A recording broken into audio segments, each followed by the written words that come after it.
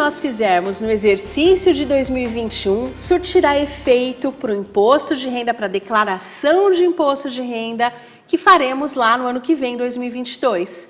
Então, para falarmos sobre esse assunto, eu trouxe um convidado muito especial, Eduardo Sodré, que é contador. Seja muito bem-vindo, Eduardo. Muito obrigado, eu que agradeço a todos. E aí, muitos anos que você ajuda aí os seus clientes a fazerem um acerto com o leão? Sim, pelo menos desde 2009 eu faço o imposto de renda da pessoa física, tanto para clientes, né, do escritório, empresários, quanto de forma geral também para pessoas que trabalham e devem fazer a declaração. E aí, surge muita dúvida nesse período? Sempre, sempre. E sempre deixa-se sempre para a última hora também, né?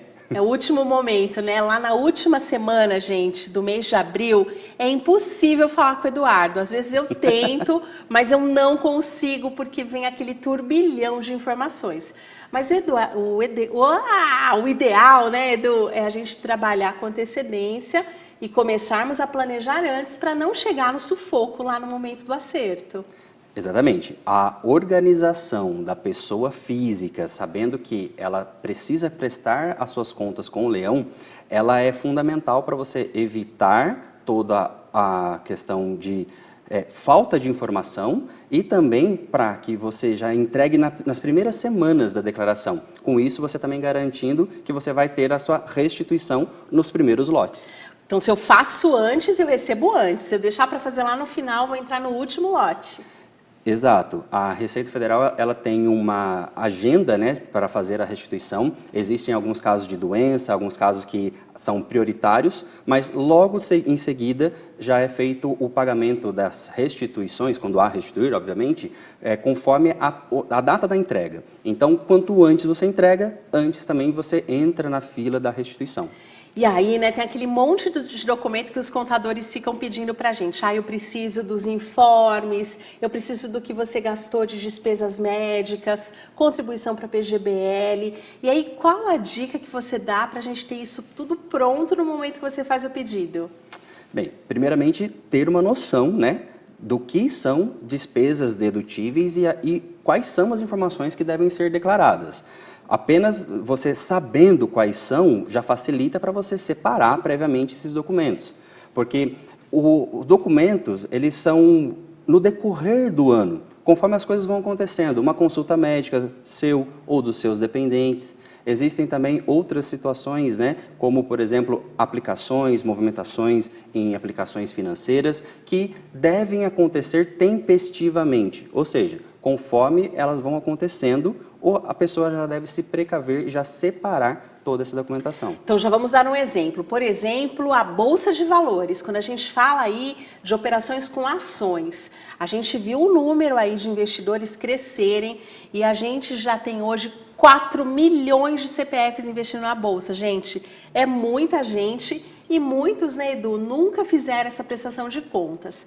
Então, quando eu trabalho com ações, eu não posso esperar, né, o final do ano para pagar. Eu tenho que pagar ali no próximo mês, até o último dia do mês subsequente à operação, certo?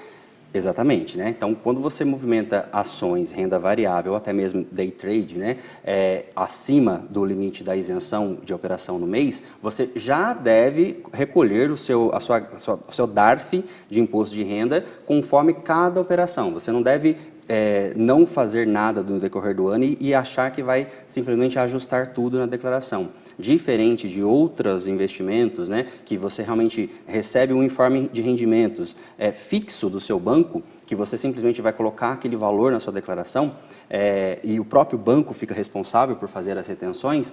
No investimento em renda variável, em renda de ações, esse valor de imposto de renda ele deve ser recolhido no mês que você opera acima da isenção e que dá valor de imposto a recolher. Excelente. A isenção, gente, é de até R$20 mil por mês e por CPF. Então, se você vendeu, não no mesmo dia, né? Comprei hoje, vendi amanhã, ou comprei há 5 anos e vendi hoje, eu estou isenta de imposto de renda. Mas isso não vale quando é day trade, né, Edu? Day trade, tudo vou ter imposto, certo? Acima do limite da isenção de movimentação no mês, sim. Então, eu vou ter ali sempre o imposto que é uma alíquota maior, né? Ações são 15%, day trade eu vou ter 20% de alíquota. certo? Exato. E aí, o que é importante, né, gente? Ações, por exemplo, toda vez que você compra e vende, geram as notas de corretagem. E aí você vai fazendo isso ao longo do ano, é muita coisa. E aí, no momento que eu envio para o meu contador, eu também preciso mandar as minhas notas de corretagem. Exato. Existem várias planilhas auxiliares, existem sistemas que você pode contratar para facilitar a sua declaração, que obviamente não substituem, né, a figura do contador ou de alguém que seja habilitado para fazer a declaração, mas que apoiam, que dão realmente o auxílio necessário para você recolher o imposto correto e fazer a sua declaração corretamente. Facilitam a vida, né, Edu? Sim, Se eu com certeza. contrato ali uma calculadora de R, gente, eu não vou ter a minha declaração pronta, mas no momento que eu enviar para o contador, ele vai ficar mais feliz. Com certeza. A chance de erros, a chance de cair em malha fina também diminui muito os problemas que esse investidor vai ter. Excelente. Quando eu comecei a investir em ações, né, eu ia lá fazendo, ia fazendo os acertos, mas eu não tinha calculadora de R contratada. A primeira vez que eu mandei para o Edu, ele quase me matou, né? Dias só para fazer meus cálculos. Exatamente, exatamente. Pois é, e aí facilita a vida. Então, ter claro essas normas também ajuda a gente a entender e ter ali maior eficiência. E Edu, e quando eu levo prejuízo, eu posso compensar isso na próxima operação? Dependendo das ações, dependendo das notas, né, transacionadas, sim, você pode compensar esse prejuízo dentro do próprio ano, do próprio exercício fiscal. Excelente. Se for por outro exercício, eu tenho que carregar, né? Tenho que informar que não vai automaticamente. Exatamente, certo? essa é a questão. Tenho que estar organizada para passar isso. Gente, é só o começo da nossa conversa, não saia daí que a gente já volta.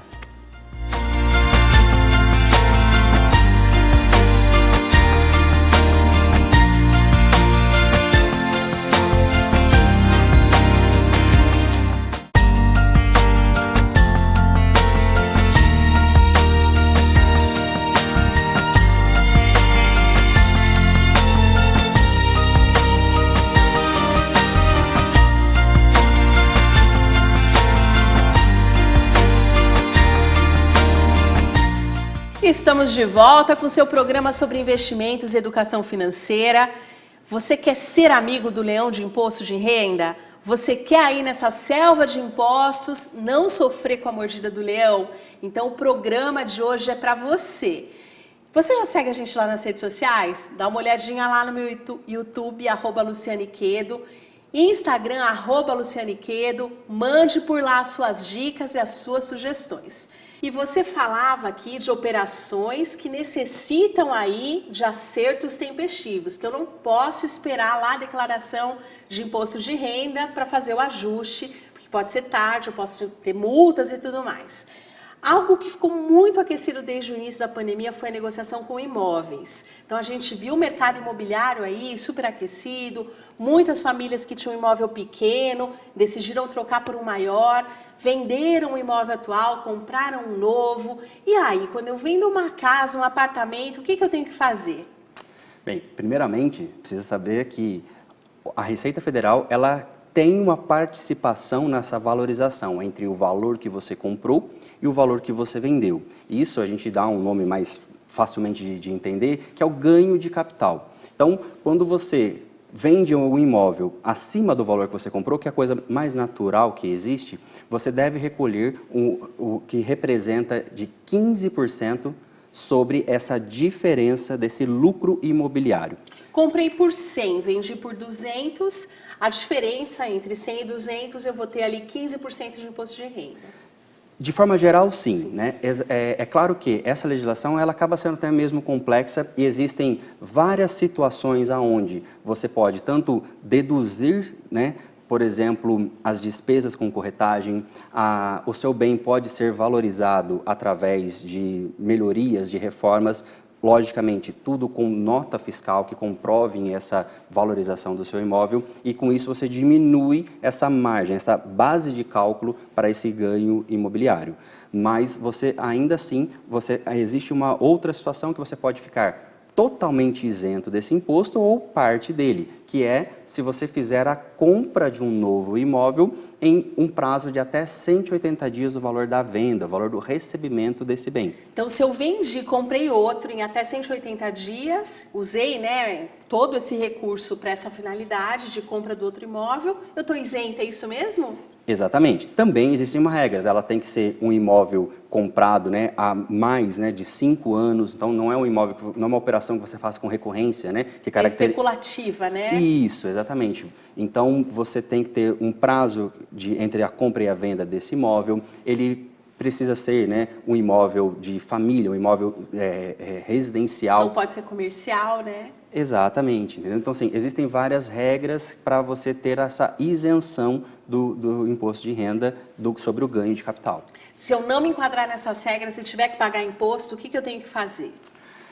Esse é um grande ponto, porque a legislação, conforme eu falei, você tem até 180 dias para você fazer o recolhimento do ganho de capital. Porém, se você tem que ter muita certeza de que você vai usar esse valor para você comprar um outro imóvel, porque o imposto de renda propriamente dito, ele vence 30 dias depois, ou seja, até o final do mês subsequente ao recebimento.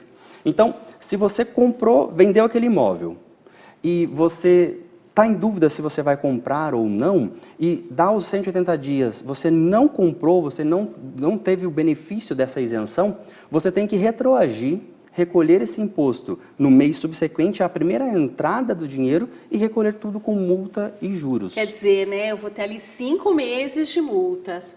Exato. Então, assim, isso é uma coisa que, no meu ponto de vista, acaba que uma coisa não se encaixa na outra, né? A Receita, ela faz uma coisa que a pessoa tem que ter muita convicção de que ela realmente vai conseguir comprar um outro imóvel, ou então ela, na dúvida, recolhe com 30 dias e depois vai fazer um perde-compra, depois vai fazer um pedido de restituição desse valor, que a gente sabe que, infelizmente, acaba demorando muito para a pessoa pegar esse dinheiro de volta. Por isso que o ideal é se organizar e planejar aí, né, essa nossa vida financeira. Planejamento e organização, gente, fazem muita diferença quando o assunto é dinheiro. Edu, e se eu tiver um imóvel alugado, eu também preciso pagar imposto de renda mensalmente? Sim, se o seu recebimento de aluguel estiver acima do limite da isenção, que hoje é acima de R$ 1.900, arredondando, né? Sabemos que existem, né, especulações para aumentar esse limite da isenção para o ano de 2022, mas até a presente data, se você recebe aluguel, né, acima do limite da isenção, você também já deve fazer o recolhimento do imposto de renda através do Carnê-Leão, né? Você mesmo já vai fazendo a sua autorregularização e recolhendo mensalmente para quando chegar em abril do ano que vem, você já ter recolhido parte e até mesmo restituir, caso for a realidade. E aí os fundos imobiliários são legais, né? Fundo imobiliário que eu ganho de aluguel, eu tenho isenção, certo? Exatamente. Por isso que acaba sendo uma vantagem até mesmo, né? Além de você mitigar, né? Você diminuir o seu risco, né? De você ter o seu imóvel vago, ficar sem aluguel. Imóveis, por exemplo, que estão dentro de condomínios, que mesmo vagos, mesmo sem você receber aluguel, você tem que pagar o condomínio. Pagar o IPTU. IPTU e tudo mais. Manutenção. Exatamente. Então, né, além disso, né, você corre esse risco, você tem que se preocupar em recolher, né, o seu imposto de renda mensalmente através do Carnê-Leão. Por outro lado, a gente tem investimentos em fundos imobiliários que você não precisa se preocupar com nada disso. E a liquidez é maior, né? 2 dias você consegue vender e ter o dinheiro em conta. Então, essa diversificação ajuda até mesmo aí a ser mais amigo do leão. Edu, e antes a gente tinha ali investimentos convencionais, né? CDB, fundos de investimentos desses que são abertos, negociados pelo próprio banco.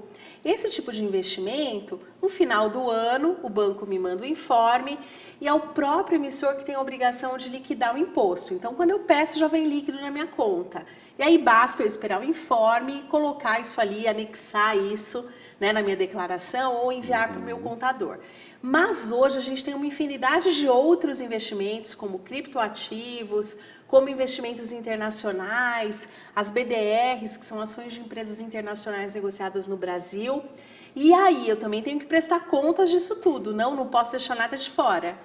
Exatamente, né? Você ter um dinheiro fora do país, em ações fora do país, já se caracteriza no investidor já com um risco elevado no sentido de você fazer a sua declaração com ausência de informações, porque você pode cometer até mesmo crimes, né, de evasão de divisas. Então, dinheiro fora do país você não pode esquecer em hipótese alguma por, olha, desculpa, errei. Não, Sim, você então, tem que tomar muito cuidado. Segura aí, né, sobre o esquecimento. Não vale dizer, puxa, eu esqueci, não me lembrei, né? Então segura aí que a gente vai para mais um intervalo e a gente já volta sobre o que você não pode, falando aqui, né, sobre o que você não pode deixar de lembrar no momento do acerto de contas. A gente já volta.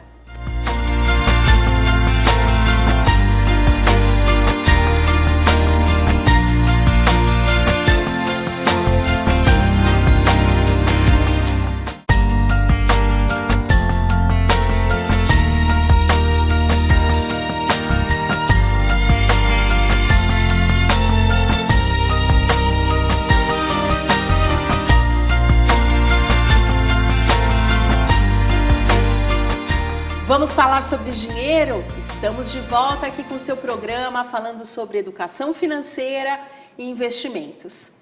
A hora do acerto com o leão é sempre aí um auê, né? Levantar diversos comprovantes, juntar tudo, fazer sozinho ou mandar para o contador. E aí, né, Edu, ter uma pastinha ali que eu vou guardando ao longo do tempo ajuda, não? É super antigo, a minha mãe tinha uma pastinha ali que ela colocava tudo, isso ajuda de fato na hora do vamos ver? Com certeza. O maior problema é justamente chegar na hora da declaração e você ter que ficar puxando na memória tudo que aconteceu no ano inteiro para você pegar e fazer uma declaração. Imagina, né, se a gente mal lembra o que jantou ontem, quanto mais aquilo que aconteceu em janeiro, fevereiro, e aí fica difícil. E falando de esquecimento, né? Antigamente, gente, eu fui gerente geral de agência bancária durante muito tempo, era difícil abrir uma conta. Então, normalmente, a gente tinha uma única conta, que era aquela que centralizava tudo para o resto da vida. Hoje, com o advento aí do mundo digital, né, Edu, é muito simples, a gente consegue abrir uma conta instantaneamente aí nos bancos digitais, em corretoras, tanto no país quanto fora do Brasil, criptoativos, mas eu não posso ter um lapso de memória e não lembrar daquela minha continha digital, certo? Exato, nós estávamos falando, né, no take anterior, justamente sobre o esquecimento, né? Então, hoje, você tendo uma conta aberta num banco digital, que muitas vezes você abre como se você estivesse abrindo um e-mail, você precisa sim, caso você tenha um saldo superior ao valor determinado pela declaração do imposto de renda, que no ano passado foi acima de R$140, qualquer saldo em conta bancária, seja em conta bancária digital, seja em conta bancária em banco tradicional, seja em conta de investimento, conta de transição, conta transitória de investimento, tudo isso ele precisa ser declarado. Acima de R$140 eu tenho que ali pegar o informe e anexar na minha declaração. Exato. E aí, Edu, criptoativos, por exemplo, é algo super novo. Esse ano já se abriu um campo específico na declaração. Como que está funcionando ali a tributação sobre criptoativos? Até uns anos atrás, né, isso tudo era muito novo, até mesmo a Receita Federal, ela custou, eu diria assim, a se atualizar. E nesse ano, que foi referente a 2020, ela incluiu, a primeira coisa que ela fez foi ela incluir um item na ficha de bens, exclusivamente para você registrar os seus ativos, né, em criptomoedas. Então, todas as criptomoedas passaram a ter um campo específico. Agora, já estamos prevendo para o próximo ano já o controle efetivo das transações. Assim como ações normais em operação de bolsa de valores, elas têm, né, um limite de isenção, as criptomoedas também vão passar a ter tanto o controle do ganho de capital, caso você tenha um ganho, né, de operação, como também operações acima do limite da isenção para criptomoedas. Edu, e se a gente não souber fazer a conta direito, o leão sabe fazer a conta certinho, né? Sabe, o governo ele tem todas as ferramentas, né, toda a infraestrutura do negócio para que ele saiba exatamente quanto você deve recolher. Edu, outro ponto aqui é sobre como pagar menos imposto de renda. E aí o PGBL é um excelente instrumento para quem faz a declaração completa, não? Exatamente. A PGBL, né, ela faz parte de um conjunto de planejamento tributário para a pessoa física. Os principais, né, deduções do imposto de renda, ela com certeza são as despesas dedutíveis, né, com educação, com saúde, e no caso a PGBL, ela é um instrumento para você postergar o recolhimento. Então, limitado até 12% do valor da sua receita, o investimento na PGBL garante que você vai postergar o recolhimento. Então, a PGBL, quando você vai fazer o resgate dela, ela tem a mesma tabela progressiva de qualquer investimento. Então, ela é feita para, de fato, você usar essa previdência para você fazer o saque dela no final mesmo do investimento. Para que você ajude aí o governo com o planejamento da própria aposentadoria, não para que seja superavitário lá na frente, né? E acaba tendo esse esquema diferenciado aí de impostos de renda. E o que mais que você dá de dicas para quem deseja aí se preparar? Gente, para não deixar para a última hora, para o último segundo, aquela loucura, aquele calor, né? Sentir o bafo aqui do leão no cangote. O que você dá de dicas assim para que a gente se organize para o próximo ano? Bem, primeiramente, né, a principal dica é você, sabendo quais são as despesas, que você tenha um controle paralelo das suas receitas versus as suas despesas. Então, assim, se você tem uma renda formal do seu trabalho assalariado, você sabe muito bem qual é o valor que vem a retenção no seu contra-cheque, no seu holerite. Se você tem uma fonte informal, uma fonte de receita de aluguéis ou qualquer outro tipo de investimento, você também sabe quanto você vai pagar. Então, isso tudo influencia se você teve despesas dedutíveis com seus dependentes, se você teve despesas dedutíveis com você mesmo. Então, você vai fazendo um autocontrole, um ajuste para você saber. Porque muitas vezes você não pode deixar de pagar, mas se você for analisar, você pode muito bem investir em educação para você, para sua família. Você pode investir muitas vezes num plano de saúde melhor para sua família, porque todas essas despesas são dedutíveis. De repente eu posso cuidar melhor da mente, fazer um trabalho, né, com psicólogo, por exemplo, certo? Posso investir mesmo em saúde, além do meu plano de saúde, posso cuidar dos meus dentes, posso fazer outras coisas que eu vou ter um incentivo ali fiscal. Exatamente.